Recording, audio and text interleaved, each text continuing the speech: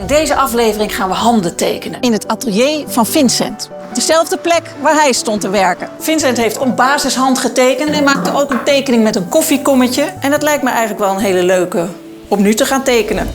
Welkom bij de eerste aflevering van de serie Teken het boerenleven.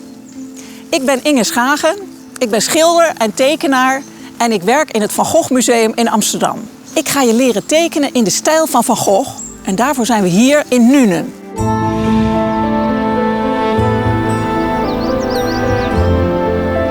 We gaan 3 verschillende onderwerpen tekenen.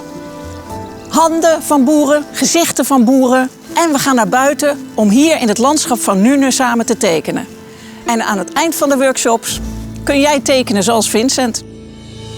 Vincent van Gogh wilde aan het begin van zijn carrière graag een schilder van het boerenleven worden. Hij legde het harde bestaan van de boeren vast op een eerlijke en realistische manier.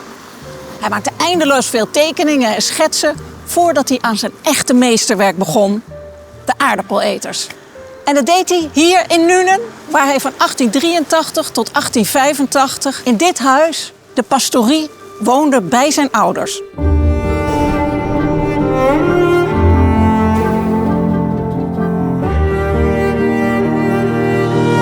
Van Gogh observeerde en tekende de boeren bij hen thuis. Hij maakte allerlei schetsen van details, zoals hun stoere werkhanden of hun expressieve koppen.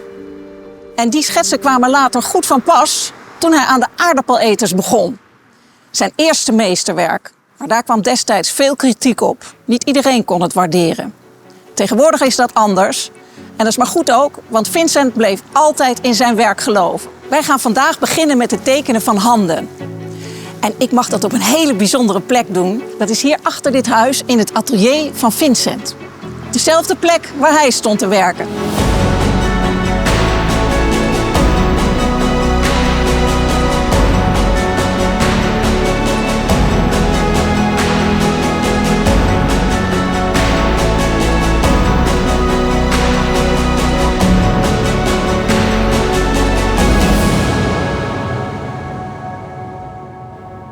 Ik ben hier nu in het kleine huisje achter de pastorie, wat speciaal voor Vincent werd ingericht om te kunnen werken. En dat is natuurlijk een hele bijzondere plek voor mij, vooral omdat ik hier echt mag gaan tekenen. En in deze aflevering gaan we handen tekenen. Boerenhanden. Net zulke handen als Vincent graag tekende. En die gaan we in allerlei variaties maken, plat, als een vuist, gebogen. En Vincent tekende ontzettend graag handen, want hij vond handen heel belangrijk voor boeren. Dat waren immers de handen die zaaiden, die spitten, die oogsten. Die gaf hij ook een hele belangrijke plek in zijn schilderij, de aardappeleters. Maar eerst begon hij met droog alleen die handen te oefenen. Zoals hier bijvoorbeeld. Ik probeer te gaan werken met materialen die iedereen in huis heeft. Potloden en papier. Ik heb hier van allerlei verschillende potloden. Dat is helemaal niet nodig. Eentje is genoeg. Maar kijk wel even wat voor letter er op je potlood staat. Want op de meeste potloden staat hier onderaan een letter. Het kan een H zijn, of HB, of B. En dan staat er vaak ook nog een nummer bij. Ik heb hier bijvoorbeeld 4H, dat is ontzettend hard. En ik heb hier bijvoorbeeld HB, dat is gemiddeld, middelmatig. En hier heb ik nog een 2B, dat is lekker zacht. En ik zelf hou van die zachte potloden. Dat geeft veel mogelijkheden, daar kun je lekker mee werken. Als je die hebt, prima. HB is ook goed. Staat er niks op je potlood, dan is het meestal HB. Dus HB of B het liefste. Dan heb je natuurlijk nog papier nodig. Ik heb hier echt tekenpapier. Dat is wel fijn, want dan heb je een beetje structuur. Er zijn natuurlijk allerlei soorten tekenpapier. In een beetje witter of een beetje geler. Veel mensen gebruiken printerpapier. Zou ik niet doen, want het is nogal glad en je potlood glijdt er een beetje op uit. Maar als je niet anders hebt, dan neem je natuurlijk printerpapier. En tenslotte, een gummetje, die gebruiken we niet.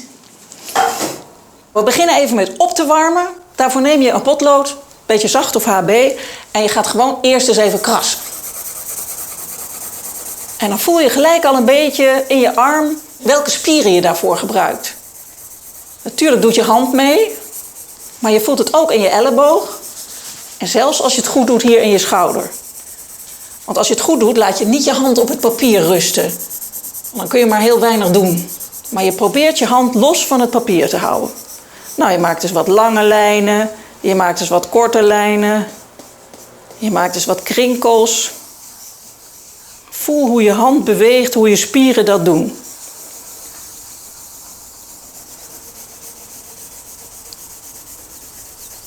Als je verschillende potloden hebt, is het ook leuk om ze even uit te proberen. Dat doe ik hier. Ik heb hier een vrij zacht potlood in mijn hand. Dat is een B-potlood. Dat laat ik even hier zien. Maar veel mensen hebben natuurlijk ook een HB-potlood. Dat is zachter, kijk. En als je een H-potlood, een harde hebt, dat is een heel hard potlood, eigenlijk niet zo geschikt voor tekenen. Dan snij je papier mee aan stukken. Maar zo zie je duidelijk het verschil. Nou, dan gaan we beginnen met het tekenen van een hand. Vincent heeft ook een basishand getekend. Gewoon plat op de rug van voren. Zoals die daar. En dat leek me wel een goed idee om ook met zo'n platte basishand te beginnen. Je gaat je hand tekenen die niet je tekenhand is. Voor mij is dat de linkerhand. Die leg je plat op het papier. En dan gaan we beginnen om hem om te trekken. Lekker makkelijk. Teken niet al te dik, dat komt zo meteen nog.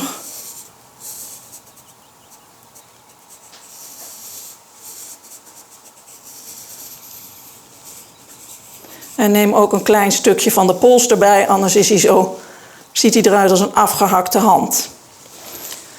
Nou, hij is een beetje dikker geworden natuurlijk dan mijn eigen hand is. Maar je kunt nu wel heel mooi de verhoudingen zien. En als je je hand ernaast legt, dan zie je dat de middelvinger ongeveer even lang is als de rug van de hand. En je ziet ook dat de duim hier veel lager aan de hand pas vast zit. Veel mensen tekenen hem veel te hoog, maar hij zit hier behoorlijk laag. Je ziet handbeentjes in je hand zitten, je kan ze ook duidelijk voelen. Je ziet knokkels, kan je ook duidelijk voelen. Je ziet hier knokkels. Daar zijn er de vingerkootjes, 3 stuks bij elke vinger. En ook bij de duim, 1, 2 en de derde zit heel laag hier, bijna bij de pols. Die duim komt echt laag hier uit. Nou, dat zijn de verhoudingen van je hand. En die hebben we hier al aardig staan, maar nu gaan we hem nog een beetje uitwerken. Je hebt hier dus de omtrek staan, dat is je uitgangspunt. En nu ga je als het ware die omtrek steeds verbeteren. Je gaat de tekening steeds overdoen, steeds beter doen. Dus ik vind hier de lijntjes wat te dik, mijn vingers zijn wat te dik geworden. Dus ik begin eerst met ze eens wat dunner te maken. Ik probeer mijn hand niet te veel op het papier te houden. Als dat niet lukt, kun je een beetje zo met je pink steunen. Kijk steeds goed naar je eigen echte hand, want dat is het voorbeeld. Tekenen is kijken. Nou, dan ga je de vorm van de vingers wat verbeteren. En dan zie je dat er zo ontzettend veel te zien is aan die vingers. Ieder kootje is interessant, ieder rimpeltje. Kijk, hier zie je bijvoorbeeld dat die vinger echt over die pink schiet. En nou denk ik dat ik de buitenvorm wel aardig verbeterd heb nu. Maar er zijn natuurlijk niet alleen buitenlijnen in die hand. Er zijn ook heel veel binnenlijnen en die zijn eigenlijk net zo belangrijk, de binnenlijnen. Nou, dan heb je bijvoorbeeld die rimpels die er komen van die vingerkootjes, die zie je heel duidelijk. Hier zit er ook één. Hier zit er één. Die van de ringvinger is weer een stuk lager en dan zit er daar nog één. En bij de pink kijk je er meer een beetje van opzij op. Dat zie ik ook nu allemaal pas voor het eerst. Dan heb je de knokkels in de hand. En die beentjes. Hier zie ik ook een klein rimpeltje. Knokkel en nog een handbordje. Dat gaat veel meer naar links dan ik had gedacht. Hier nog eentje. En dan heb je hier het grote stuk wat aan de andere kant van de hand de muis is. Hier zit een heleboel rimpels omdat die dubbel gaat. Hier zie ik duidelijk een bot. Dat is het onderste kootje van de duim. En de duim zelf, die is eigenlijk veel krommer. Nou, het begint al behoorlijk op mijn hand te lijken, vind ik. Nou hebben we ook nog wat details, zoals nagels en kleine adertjes. Is ook wel leuk om die erbij te doen. Om nog iets meer controle te hebben, dat je precies en fijn kan tekenen, kun je dan met je pink op het papier rusten. Dat doe ik ook als ik de nagels ga tekenen hier. Pinknageltjes niet al te groot. Deze vinger is nog wat dik, pas ik gelijk aan. Je bent als het ware steeds bezig overal om alles te verbeteren. En naarmate je zeker weet dat het de goede lijn is, kun je ook wat harder gaan drukken op je potlood. En maak dus niet die korte lijntjes, dat schoffelen, want dan wordt het geen persoonlijke tekening en dat wil je. Maak lange lijnen en als je weet dat het de goede zijn, dan maak je ze wat dikker. Adertjes, knokkeltjes, rimpeltjes, nagels. Kijk, die nagel van de duim die staat helemaal opzij. Dat had ik helemaal niet gedacht, maar ik zie het duidelijk.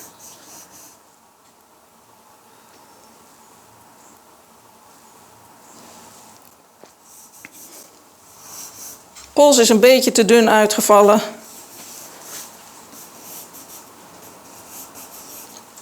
Nou, kun je kijken of alles in balans is, want op zo'n tekening ben je eigenlijk voortdurend overal tegelijk een beetje bezig. Even afstand nemen. Ik ben best tevreden over mijn eerste basistekening van mijn hand. Dan is het nu tijd om een hand in actie te gaan tekenen. Hij gebruikte allerlei props om stoere boerenhanden in actie te tekenen. Bijvoorbeeld de vork van de aardappeleters om in de aardappels te prikken. En hij maakte ook een tekening met een koffiekommetje. En dat lijkt me eigenlijk wel een hele leuke om nu te gaan tekenen. Net als daarnet gaan we eerst goed kijken naar de hand. En dit is natuurlijk een totaal andere stand dan die platte hand. Probeer het niet te zien als een hand, maar probeer echt naar de vorm te kijken. En dan zie je weer die grote handkom, zeg maar. Met de duim erbovenuit. Die het koffiekommetje vasthoudt. Daar zie je nog een paar vingers uitsteken. Ik begin heel dunnetjes te schetsen, zodat ik straks alles weer kan veranderen. Alles wat verkeerd is, dat zet ik er dan goed op. Die onderlijn is belangrijk, waar het kommetje op rust met die uitstekende pink. En ik ben weer, net als daarnet, eigenlijk steeds aan het verbeteren. Alles wat ik teken, kijk ik weer naar de realiteit, of het echt zo is. En dan zet ik het er goed op. Ik zie nu dat het kommetje veel lager zit dan ik had gedacht. Dat rust echt op de pink. Daar steekt nog een ringvinger uit. Kommetje is natuurlijk belangrijk. Dan kijk je bovenin. Teken het rustig een paar keer als je niet te dik tekent. Maar ga niet schoffelen met die korte lijntjes. De duim rust op de rand van het kommetje, gaat eigenlijk schuin omhoog. En komt een beetje in het kommetje uit. En dan heb je hier heel goed en groot zichtbaar de muis van de hand bedoel ik. En die gaat helemaal door tot de pols. Die komt zo in beeld. Nou, nu staat grofweg de stand van de hand erop. Nou, dan is het weer tijd om naar Vincent te gaan kijken hoe die het deed. Als je bijvoorbeeld naar deze tekening hier kijkt, dan zie je heel duidelijk dat hij iets bijzonders deed. Hij maakte die handen veel hoekiger dan ze eigenlijk in het echt zijn. Waarom deed hij dat? Waarschijnlijk om ze stoerder en krachtiger te maken. Ze meer uitdrukkingskracht te geven. Wij willen graag leren van Van Gogh, dus dat ga ik ook proberen. Ik ga het kommetje weer neerzetten ongeveer als het net was. En ik ga proberen al mijn vormen net als Vincent hoekig te maken. Dus ieder kootje, ieder duim van de hand, iedere vinger, alles maak ik hoekig en overdrijf ik eigenlijk een beetje. Volgens mij deed Vincent dat ook, overdrijven.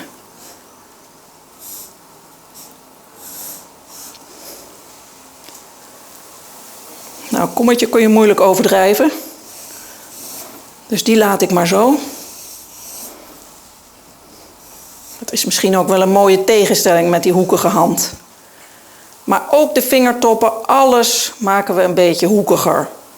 Want het moeten stoere boerenhanden worden.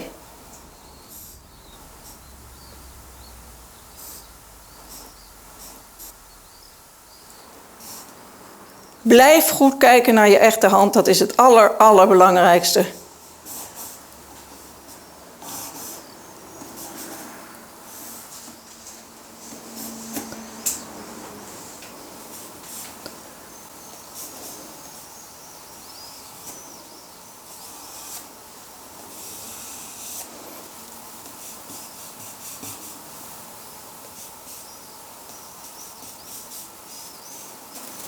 Nou, dit is al veel meer een stoere boerenhand geworden.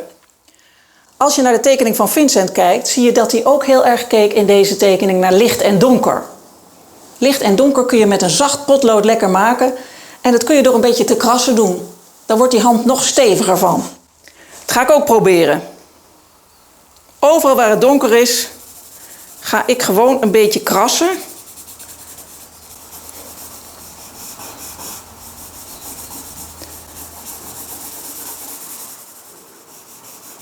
En dan kan ik gelijk wat details tekenen.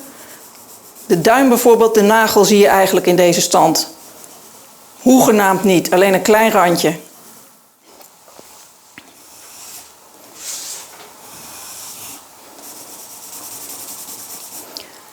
Het is op heel veel plekken echt donker, dus daar kun je lekker een beetje krassen.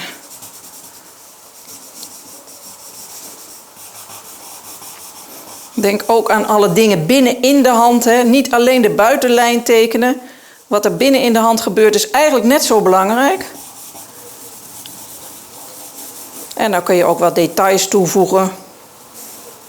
Het kommetje is niet echt goed rond. Maar ja, wat geeft het?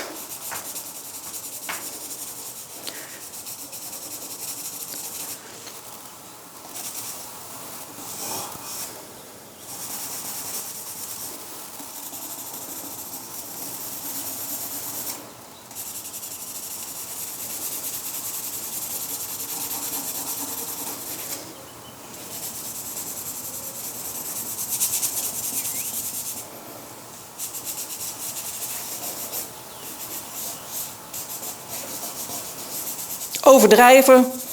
Alles wat je ziet wat een klein beetje gebogen is, dat maak je extra gebogen. Alles wat je ziet, overdrijven. Maar wel eerst goed kijken. Om de verhoudingen goed te kunnen zien, is het handig om een beetje door één oog te kijken. Of door je wimperharen. Dan zie je de verhoudingen beter. En dan kun je in dit stadium ook beter zien wat er eigenlijk niet goed is. Bijvoorbeeld de pink had ik wat te lang gemaakt en die kort ik gewoon wat af. Die foute lijnen hier, die laat ik gewoon staan. Die maken de tekening levendig. Dus kijk door één oog en dan zie je het allemaal veel helderder.